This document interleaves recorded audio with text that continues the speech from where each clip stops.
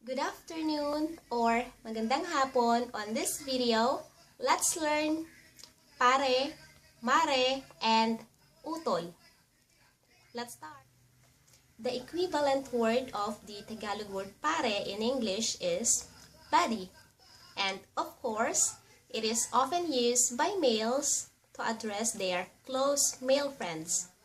So, if you want to say, "Hi buddy, how are you?" or "How are you buddy?" in Tagalog, you say, "Kumusta ka pare?" or "Pare, kumusta ka?" And sometimes it is also shortened to pre. Pre. Pare, pa, re. And also you can shorten it to pre. Pare or pre means buddy.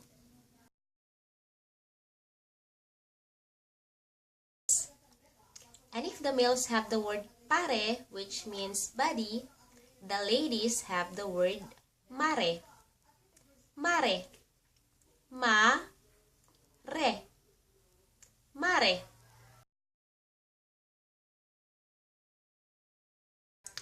And in addition to mare and pare being used by close friends, it is also used by parents of godchildren.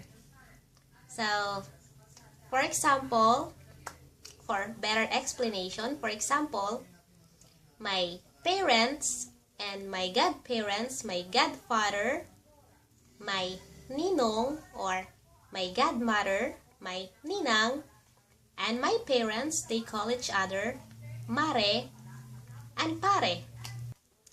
Our last word is utol, which is the slang Tagalog word for kapatid or sibling. Although sometimes males would use tol or utol to address their sisters, it is most of the time or often used amongst brothers. Tol or utol.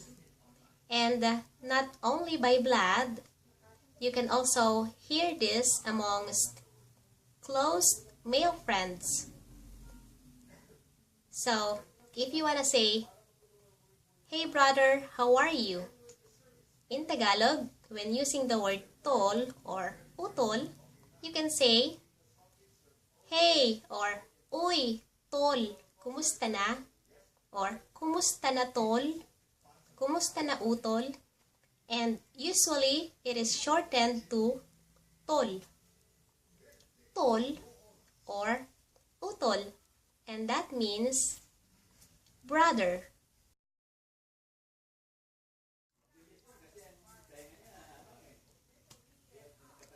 So, ayan ang ating Tagalog words ngayong gabi. So, that's our Tagalog words for tonight. Let's review. We have pare, and it is also shortened to pre. And if the males have the word pare for buddy, the ladies have the word mare. And our last word is utol, which is also shortened to tol, which means brother or sibling. So, that's it for tonight. Good night and bye-bye. Until next time.